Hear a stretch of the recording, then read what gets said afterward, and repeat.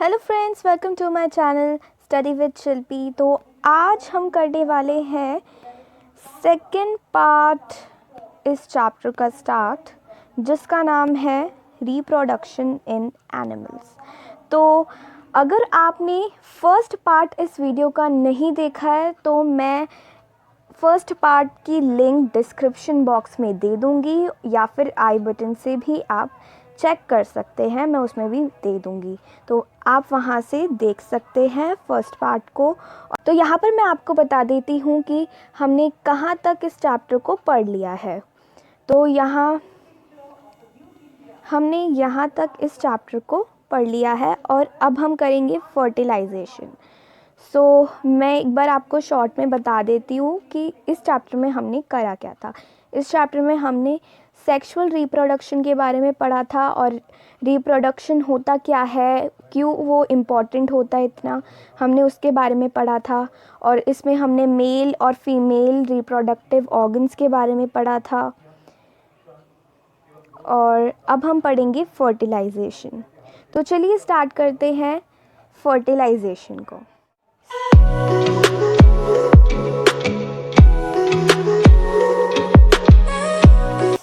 The first step in the process of reproduction is the fusion of a sperm and an ovum। यहाँ पर मैं आपको दिखा देती हूँ sperm और ovum क्या है। sperm ये है and ovum ये है। sperm और ovum के बारे में मैंने फर्स्ट पार्ट में बता रखा है, तो आप उसे फुल वीडियो देखना, तभी आपको चैप्टर पूरे अच्छे से समझ आएगा। तो पूरा का पूरा चैप्टर मेल और फीमेल रिप्रोडक्टिव पार्ट के ऊपर ही है और उनके गैमेट्स के ऊपर है। तो फर्स्ट पार्ट को मिस मत करिएगा, उसे पूरा देखिएगा। अब मैं आपको यहाँ पे बता देती हूँ स्पर्म और ओवम के बारे में। मैंने आपको बता दिया कि ये दोनों क्या है। स्पर्म जो होता है वो मेल रिप्रोडक्टिव पार्ट का एक गैमेट होता है, और जो फीमेल रिप्रोडक्टिव पार्ट का गैमेट होता है वो ओवम होता है। तो इसमें फर्टिलाइजेशन का प्रोसेस क्या है, जो फर्स्ट प्रोसेस होता है उसमें क्या होता है, स्पर्म और ओवम एक साथ फ्यूज़ करते हैं, एक साथ मिलते हैं। When sperm come in contact with an egg, means जब स्पर्म एग के कांटेक्ट में आता है, जब ओवम को एग भी बोला जाता है इसलिए यहाँ पे एग भी दे रखा है। तो जब स्पर्म एग के कांटेक्ट में आता है, उससे मिलता है, one of the sperms means उनमें से एक स्पर्म में fuse with the egg, means उनमें से बहुत सारे स्पर्म्स जो होते हैं मेल रिप्रोडक्टिव पार्ट से फीमेल रिप्रोडक्टिव पार्ट पर पहुंचते हैं, लेकिन उनमें से बस एक ही मेल गैमेट जो है, स्पर्म जो है, वो एग से फ्यूज़ हो सकता है। तो जब वो उससे फ्यूज़ हो जाता है, such fusion of the egg and the sperm is called fertilization. ये जो फ्यूजन होता है एग और स्पर्म का, उसे हम फर्टिलाइजेशन कहते हैं। तो ये जो लाइन है, it is important, such fusion of the egg and the sperm is called fertilization. Okay, during fertilization the nuclei of the sperm and the egg fuse to form a single nucleus। means हमने पढ़ा था कि जो sperm होता है वो भी single cell होता है, और जो ओवम होता है वो भी सिंगल सेल होता है, और उन दोनों के पास ही सेल कॉम्पोनेंट्स होते हैं। सेल कॉम्पोनेंट्स होते हैं मीन्स उनके पास न्यूक्लियस भी होता होगा। न्यूक्लियस होता है, तो अब ये क्वेश्चन उठता है कि जब फर्टिलाइजेशन होता है, दोनों एक साथ मिलते हैं, तो क्या फर्टिलाइजेशन जब हो रही होती है तो क्या दो न्यूक्लियस होते हैं एक सेल में? नहीं, वो दोनों जब एक साथ फ्यूज़ होते हैं तो क्या होता है, वो सिंगल न्यूक्लियस बन जाते हैं, एक साथ मिलकर वो सिंगल न्यूक्लियस बन जाते हैं। This results in the formation of a fertilised egg और जाइगोट। मीन्स जब फर्टिलाइजेशन हो जाता है, उसके बाद बनता है जाइगोट। मीन्स जाइगोट की एक पहचान जो है वो ये है कि जब जो हमारा स्पर्म और एग है एक साथ मिलकर एक सिंगल न्यूक्लियस बनाता है, उसे हम जाइगोट कहते हैं, या फिर फर्टिलाइज्ड एग।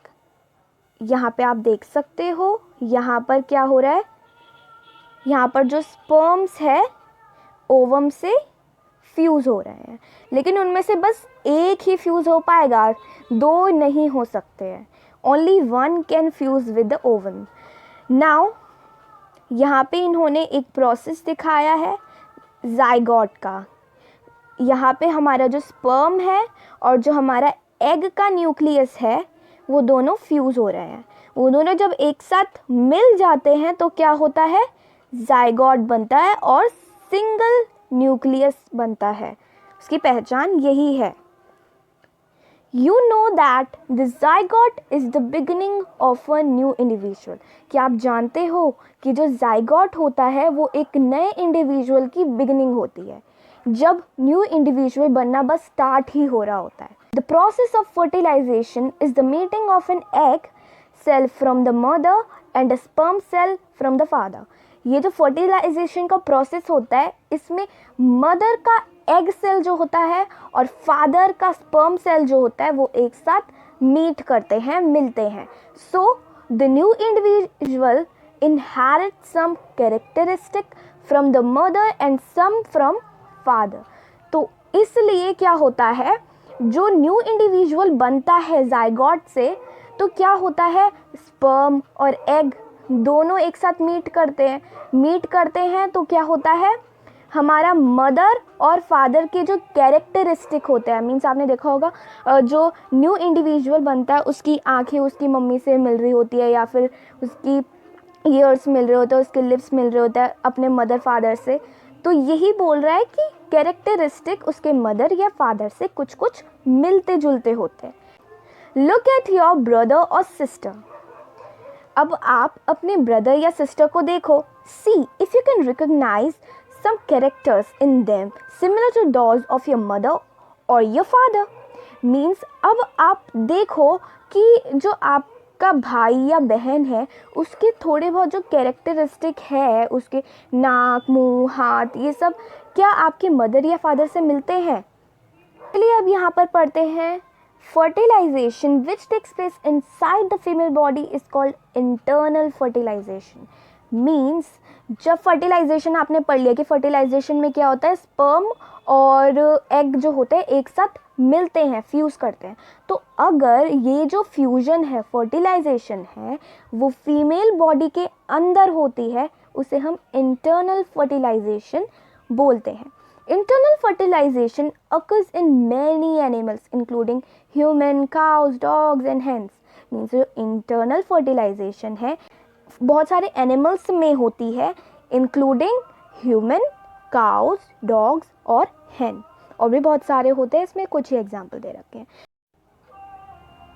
तो चलिए अब यहाँ पे पढ़ते हैं. Have you heard of test tube babies. क्या आपने टेस्ट ट्यूब बेबीज़ के बारे में पढ़ा है, कभी सुना है? तो इसमें इन्होंने अब बताया है. Bujo and Pahili's teacher once told them in the class that in some women oviducts are blocked. Means बूझो और पहेली के टीचर ने एक बार उन्हें बताया क्लास में कि जो कुछ वुमेन होती है, कुछ औरतें जो होती हैं, उनके जो ओविडक्ट होता है वो ब्लॉक होता है, बंद होता है. मैं आपको ओविडक्ट दिखा देती हूँ. तो यहाँ पे ये है हमारा ओविडक्ट, ये होता है ओवरी. जहाँ ये जो ओवरी होता है, ओवरी में क्या होता है, ओवम प्रोड्यूस होता है. ओवम प्रोड्यूस होता है, फिर उसके बाद वो ओविडक्ट से यूटेरस में पहुंचता है. अगर ओवम यूटेरस में नहीं पहुंच पाएगा तो फिर कैसे रिप्रोडक्शन होगी, नहीं हो पाएगी ना. तो ये टेस्ट ट्यूब बेबी उसी के ऊपर है. इसमें इन्होंने डॉक्टर्स ने कुछ ऐसी चीज़ निकाली है जिससे कि रिप्रोडक्शन हो पाए, जिनके ओविडक्ट्स ब्लॉक होते हैं. तो चलिए पढ़ते हैं. These women are unable to bear babies because sperms cannot reach the egg for fertilization. Means ये जो वुमेन होती हैं वो बेबीज को बर्थ नहीं दे पाती हैं because sperms cannot reach the egg for fertilization. क्योंकि जो sperms है वो एग तक fertilization के लिए नहीं पहुंच पाते. In such cases, doctors collect freshly released egg and sperms and keep them together for a few hours for IVF or in vitro fertilization outside the body. Means इसमें जो डॉक्टर होते हैं वो क्या करते हैं, जो ओवरी है उसमें से क्या लेते हैं, एग लेते हैं, फीमेल रिप्रोडक्टिव पार्ट से एक फ्रेशली रिलीज एग लेते हैं जो कि अभी अभी बना है फ्रेश, तो उस एग को ले लेते हैं और जो फ्रेश रिलीज स्पर्म है मेल रिप्रोडक्टिव पार्ट से वो स्पर्म ले लेते हैं फ्रेश वाला and keep them together for a few hours, और उन दोनों को एक साथ रख देते हैं कुछ देर के लिए, कुछ घंटों के लिए, फॉर IVF। IVF एक प्रोसेस है जिससे कि ये जो टेस्ट ट्यूब बेबी वाला टेक्निक है ये होता है। IVF को हम इन विट्रो फर्टिलाइजेशन भी बोलते हैं। इसका मीनिंग है fertilisation outside the body, means जो फर्टिलाइजेशन है वो बॉडी के आउटसाइड होता है। In case fertilisation occurs, means इसमें जब फर्टिलाइजेशन होता है the zygote is allowed to develop for about a week and then it is placed in the mother's uterus. Means जब उन दोनों को एक साथ रख दिया जाता है एक टेस्ट ट्यूब में तो क्या होता है, फर्टिलाइजेशन होता है। जब फर्टिलाइजेशन हो जाता है तो ज़ाइगोट बन जाता है। ज़ाइगोट बन जाता है तो उसे एक वीक के लिए रख दिया जाता है डेवलप होने के लिए। थोड़ा सा डेवलप जब हो जाता है वो एक वीक के बाद तो उसे मदर के यूटेरस में वापस रख दिया जाता है। Complete development takes place in the uterus and the baby is born like any other baby. Means ये जो कंप्लीट जब हमारा ज़ाइगोट डेवलप हो जाता है थोड़ा सा 1 वीक के बाद तो क्या होता है, उसे यूटेरस में रख दिया जाता है। यूटेरस में रख दिया जाता है उसके बाद उसका कंप्लीट डेवलपमेंट यूटेरस में ही होता है दूसरे बेबीज़ की तरह, मीन्स उसमें और कोई बदलाव नहीं होता है। Babies born through this technique are called test tube babies, means जो बेबीज़ बॉर्न होते हैं इस टेक्निक के थ्रू उन्हें हम टेस्ट ट्यूब बेबीज़ बोलते हैं। This term is actually misleading because babies can not grow in test tubes. अब इन्होंने क्या बोला कि ये टर्म थोड़ा सा, मीन्स ये जो टर्म है, टर्म जो होता है शब्द, ये जो शब्द है टेस्ट ट्यूब बेबीज़ थोड़ा सा मिसलीडिंग है इस, क्योंकि बेबीज़ टेस्ट ट्यूब में तो पैदा नहीं होते हैं। ठीक है, चलिए अब यहाँ पर पढ़ते हैं। You will be surprised to know that in many animals fertilization takes place outside the body of the female। means आप सरप्राइज होगे कि जो फर्टिलाइजेशन होता है जब ये मेल और फीमेल गैमेट्स एक साथ फ्यूज होते हैं, इसका ये जो फर्टिलाइजेशन होता है ना बॉडी के आउटसाइड होता है, फीमेल बॉडी के outside. In these animals fertilisation takes place in water. Means in animals, ये जो एनिमल्स होते हैं इनका जो फर्टिलाइजेशन होता है वाटर में होता है। Let us find out how this happens. चलो देखते हैं कैसे होता है। ठीक है, विजिट सम पॉन्ड्स और slow flowing streams during spring और rainy season. Look out for clusters of frogs eggs floating in water। Write down the color and size of the eggs। तो इसमें क्या बोला है, इन्होंने बोला कि पॉन्ड्स और स्लो फ्लोइंग स्ट्रीम्स में जाओ ड्यूरिंग स्प्रिंग और रेनिंग। जब स्प्रिंग और रेनिंग चल रहा हो, रेनी सीज़न हो तब जाओ तुम, और फिर देखो जहाँ पर एग्स, मीन्स बहुत सारे एग्स फैले हुए हो ना, फ्लोट कर रहे हो पानी में, तो उनके कलर को देखो, उनके साइज़ को देखो, उनके एग के कलर और साइज़ को देखो और उन्हें एक कॉपी में लिख लो। तो यहाँ पर मैं आपको दिखा देती हूँ, ये है फ्रॉग एग। तो यहाँ पर आप देख सकते हो ये जो एग है ब्लैक कलर का है। ओके, ड्यूरिंग स्प्रिंग और rainy season frogs and toads move to ponds and slow flowing streams. Means spring और रेनी सीजन में क्या होता है, जो फ्रॉग और टोड्स होते हैं वो पॉन्ड्स की तरफ चले जाते हैं जहाँ पर थोड़ी सी जो स्ट्रीम है, पानी का बहाव होता है बहुत ज़्यादा स्लो होता है, वहाँ की तरफ वो लोग चले जाते हैं। When the male and female come together in water means जब मेल और फीमेल एक साथ पानी में आते हैं, the female lays hundreds of eggs। means जो फीमेल है फिर उसके बाद hundreds, 1000 तक के जो एग्स है वो ले करती है। Unlike hen's egg, frog's egg is not covered by a shell and it is comparatively very delicate। अगर हम hen के एग को फ्रॉग के एग से कंपेयर करेंगे तो जो फ्रॉग का एग होता है ना, तो वो डेलिकेट होता है। डेलिकेट मीन्स नाजुक होता है hen के एग से, ठीक है। A layer of jelly holds the eggs together and provides protection to the eggs.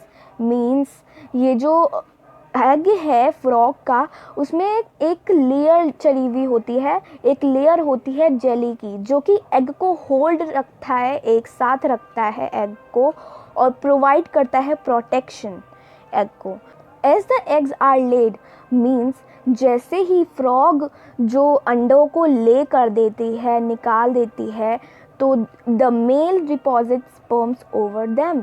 Means जैसे ही ले हो जाते हैं एग्स, तो क्या होता है, मेल स्पर्म्स को डिपॉजिट कर देता है उनके ऊपर। मीन्स मेल उनके ऊपर जाता है और स्पर्म्स को उन पर छोड़ देता है। Each sperm swims randomly in water with the help of its long tail. Means her sperm जो होता है एकदम से पानी में स्विम करना स्टार्ट कर देता है अपनी टेल के through. The sperms come in contact with the eggs, जो स्पर्म हैं एग के कॉन्टेक्ट में आते हैं। दिस रिजल्ट्स इन फर्टिलाइजेशन, ये क्या रिजल्ट करता है, फर्टिलाइजेशन। क्योंकि हमने फर्टिलाइजेशन का प्रोसेस पढ़ा था कि उसमें क्या होता है, मेल और फीमेल गैमेट्स एक साथ मिलते हैं। तो क्या हुआ इसमें, क्या हुआ, ये बस आउटसाइड द बॉडी हुआ है, आउटसाइड द फीमेल बॉडी हुआ है, इसमें भी वही प्रोसेस हुआ है, बस ये एक्सटर्नल फर्टिलाइजेशन है। एग ले हुआ मीन्स जो फीमेल फ्रॉग है उसने एग को ले किया, उसके बाद मेल आया, उसने स्पर्म्स को उसके ऊपर छोड़ा, कुछ स्पर्म्स कहीं और चले गए, कुछ स्पर्म्स उसमें फर्टिलाइजेशन का प्रोसेस कर लिया, उन्होंने जाइगोट बना दिया। This type of fertilisation in which the fusion of male and female gametes take place outside the body of the female is called external fertilisation.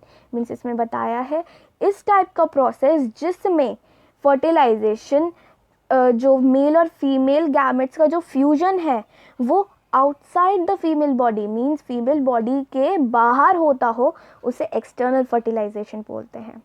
It is very common in aquatic animals such as fish, starfish, etc. ये जो हमने अभी ये पढ़ा है fertilisation का process, external fertilisation का process, ये एक्वाटिक एनिमल्स में बहुत ज़्यादा कॉमन है, जैसे कि fish, starfish etcetera. Why do fish and frogs lay eggs in hundreds, whereas a hen lays only one egg at a time?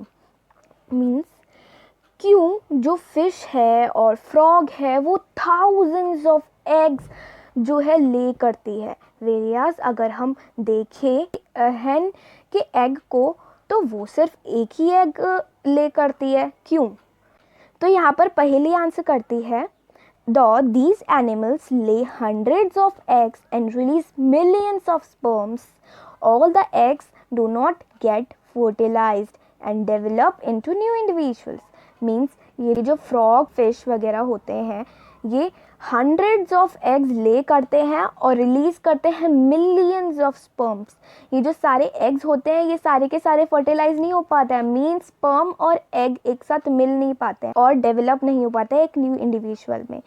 ऐसा क्यों होता है? Because the egg and sperms get exposed to water movement and wind and rainfall. Also, there are other animals in the pond which may feed an egg. Thus, production of large number of eggs and sperm is necessary to ensure fertilization of at least a few of them. तो इसने क्या बोला, ऐसा क्यों होता है? क्योंकि जो एग होता है और स्पर्म होता है पानी के मूवमेंट से, पानी के बहाव से क्या हो जाते हैं, वो इधर उधर फैल जाते हैं। फैलने की वजह से या फिर हवा चलती है तो हवा से भी वो लोग कहीं ना कहीं उड़ जाते हैं या कहीं चले जाते हैं, फूट जाते हैं। रेनफॉल होती है तो रेनफॉल से भी वो फूट सकते हैं। ऑल्सो वहाँ पर बहुत सारे एनिमल्स होते हैं, एक्वाटिक एनिमल्स में तो कितने सारे एनिमल्स होते हैं इन द पॉन्ड, पॉन्ड में विच में फीड, जो कि एग को खा सकते हैं। तो ये जो production of large number of eggs है ना और स्पर्म, ये बहुत ज़्यादा ज़रूरी है फर्टिलाइजेशन के, ताकि जो एग्स है वो फर्टिलाइज हो पाए। तो मैं यहीं पर वीडियो को एंड करती हूँ। अगर आपको वीडियो अच्छी लगी हो तो वीडियो को लाइक कीजिए और शेयर कीजिए अपनी फ्रेंड्स के साथ। मेरे चैनल को सब्सक्राइब कीजिए और क्वेश्चन हो तो कमेंट करके मुझे ज़रूर बताइए ताकि मैं आपके क्वेश्चन का आंसर दे सकूं। Okay, thank you.